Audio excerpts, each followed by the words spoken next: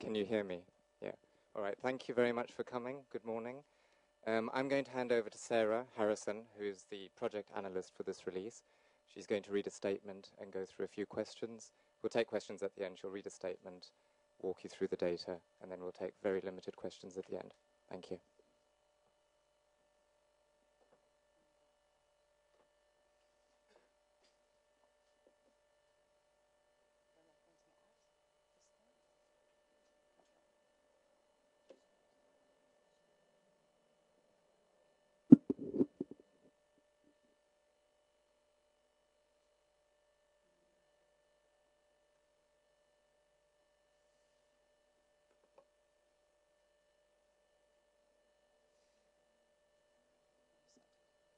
Thanks for coming.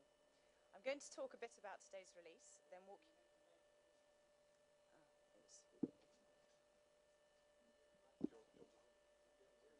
Not particularly. Okay, lights on. Yeah, we don't need to... I don't mind.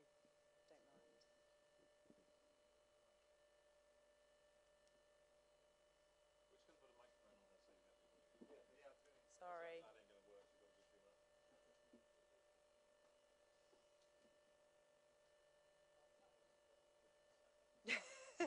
Can't see anything, can't hear anything, but otherwise we're great.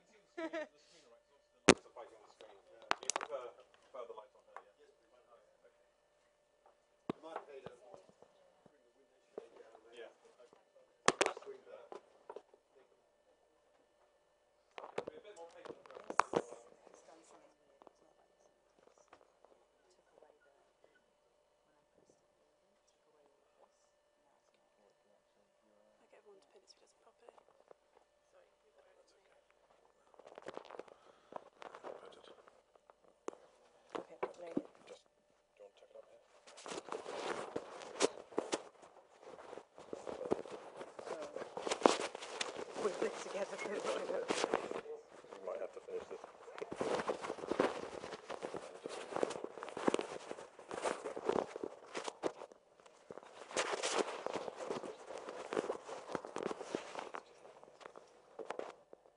Like that.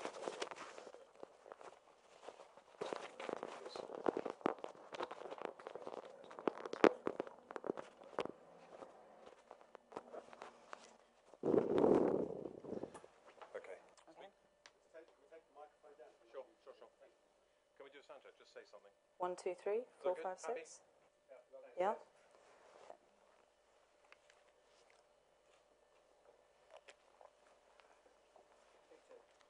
Take 2. Thanks for coming. I'm going to talk a bit about today's release, then I'll walk you through our interface, and then I'll take a few questions at the end. Just now, at 11 a.m. BST on 5th of July, WikiLeaks began publishing the Syria files. More than 2 million emails from Syrian political figures, ministries, and associated companies, dating from August 2006 to March 2012. Thank you. Are we doing take 3 now?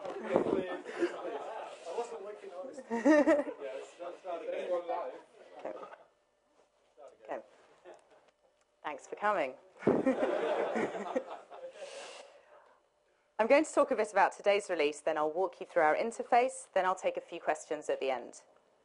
Just now, at 11 a.m. BST on 5th of July, WikiLeaks began publishing the Syria files. More than 2 million emails from Syrian political figures, ministries, and associated companies, dating from August 2006 to March 2012. This extraordinary data set derives from 680 Syrian-related entities or domain names, including those of the Ministries of Presidential Affairs, Foreign Affairs, Finance, Information, Transport and Culture. Over the next 2 months, groundbreaking stories derived from the files will appear in WikiLeaks, al-Akhbar, Masry Al Youm, ARD, Associated Press, L'Espresso, Owni and Publico.es. Other publications will announce themselves closer to their publishing date. At this time, Syria is undergoing a violent internal conflict that has killed 6,000 to 15,000 people in the last 18 months. The Syria files shine a light on the inner workings of the Syrian government and economy, but they also reveal how the West and Western companies say one thing and do another. The range of information extends from the intimate correspondence of the most senior Ba'ath Party figures to records of financial transfers sent from Syrian ministries to other nations. The database comprises of 2.5 million emails from 680 domains. There are over 650,000 different email addresses that have sent emails and over 1 million different recipients. There are a number of different languages in the set, including around 400,000 emails in Arabic and 68,000 emails in Russian. The data is more than 8 times the size of Cablegate in terms of number of documents and more than 100 times the size in terms of data. Around 42,000 emails were infected with viruses or Trojans. To solve these complexities, WikiLeaks has built a general-purpose, multi-language political data mining system which can handle massive data sets like those represented by the Syria files. In such a large collection of information, it is not possible to verify every single email at once. However, WikiLeaks and its co-publishers have done so for all initial stories to be published. We are statistically confident that the vast majority of the emails are what they purport to be. WikiLeaks founder Julian Assange cannot be with us today, but has given this comment on the Syria files. The material is embarrassing to Syria, but it is also embarrassing to Syria's external opponents. It helps us not merely to criticise one group or another, but to understand their interests, actions, and thoughts. It is only through understanding this conflict that we can hope to resolve it. We would like to thank our sources, technical team, donors, and defenders, without whom this contribution to the historical record would not be possible. Thank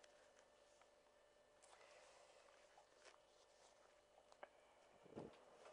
So as you can see, this is the releases that have just been published at 11 o'clock today. They say 10 because it's we're in British Standard Time and it's for UTC, but they're the ones that are just out, and that is live on our site now.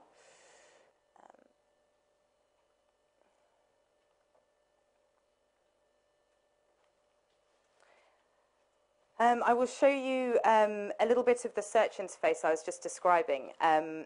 What I'll do is I'll look up just a couple of searches, but about one of these stories that have been published here today. This is the first story to be published from these files. It's about Selex, which is a company belonging to the multinational Western defense giant Finmeccanica. Finmeccanica owns DRS Technologies, a leading supplier to the US defense and intelligence community. In the database, there are emails demonstrating that Selex sold a technology called Tetra to the Syrian government. This technology allows police forces to communicate in a secure and reliable manner. The database demonstrates that the selling, the assistance, and training by Selex continued through to this year.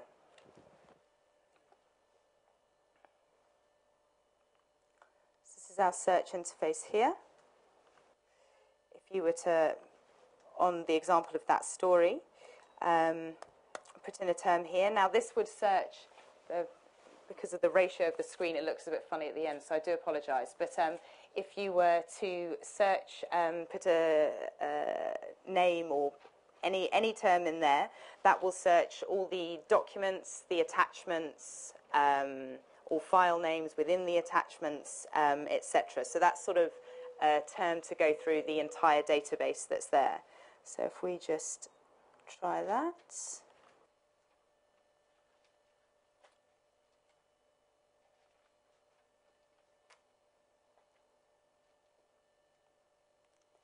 And as you can see, the results are coming up just below.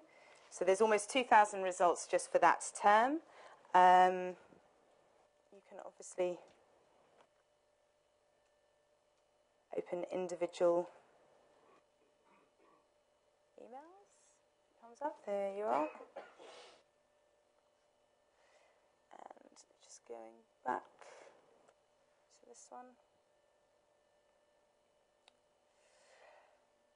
Then below the search terms box, there are different ways to restrict the search that you've done. So you can do the subject includes, that's obviously just within the subject line of the email, what's included, and below that, what's excluded. So you could exclude spam or press releases, for example, if we wanted to exclude the word files.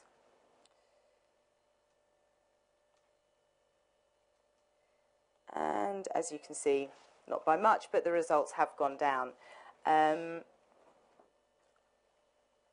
You can limit by the recipient counts, which is quite a useful one if you're looking for the more private emails. You can restrict the number of recipients in that way, limiting by date if you're beginning to get an idea of a story and want to reduce the time with which you're searching. Obviously, if you're looking for specific people from and to. This one just down here is quite a good one, the mailbox owner. For example, if we'd seen an interesting email accounts that the emails were coming from, we can start to look specifically just at those. So for example, if I start to type in this, we can see, this is for Intracom, which is one of the companies that are involved in this story. And as we start to type it in, we can see all of the email addresses that are from that domain and all the different individuals that have an email address at that domain. The number in brackets afterwards is the number of emails that they've either sent an email from or to. So you can start to limit it that way. Or if you just want everything from Intracom, rather than looking for a specific person, if it's just that company you've decided is of interest rather than a specific person, you can do the same by typing it in there, and we can see the full number of emails that have gone to or from all email addresses that company has. The interface reads the Arabic and reads the Russian, which is quite a complex thing to do. Obviously, they're very different letters that are used, the language goes in different directions. So this is quite a complex thing to be able to cater for all of these different languages. We are also working with our co-publishers on any additional features. For example, someone said that it would be good to be able to filter by language, so that's something that will be implemented on this search interface soon. So it's quite a complex system, but it's also one that is able to be utilized for many different large data sets and would work in a pretty similar way, and features are being added all the time. So this is just a quick look for you there at the interface that us and our publishing partners have been using. And I think that is all on that. I will just show you and then take a few questions with our graphic on the screen there. So someone's going to... I just want to, we'll take a very limited amount of questions, but I know Julian is very newsworthy at the moment. Can we just keep the questions to do with the release? We have no news that you don't already know with regards to Julian, and so I'll hand over. Can we take sets of 3 and give 3 questions at a time? What did the Syria files tell you about the relationship between Russia and Syria over the last year? Can you give us any headlines from this, anything that we can take away from this before going through the interface, and just the latest on Mr. Assange and what he's feeling there in the Ecuador embassy right now? Is there information about the opposition in Syria as well and companies that are dealing with them, or only about the regime?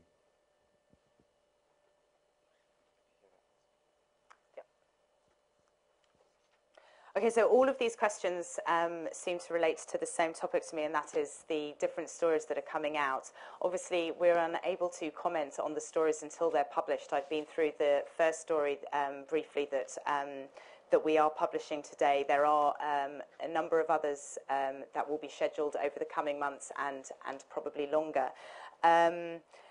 until they are written about and published, obviously, I can't comment on those. But this is a large data set. It will take time for all of these stories to come out, and so we shall see.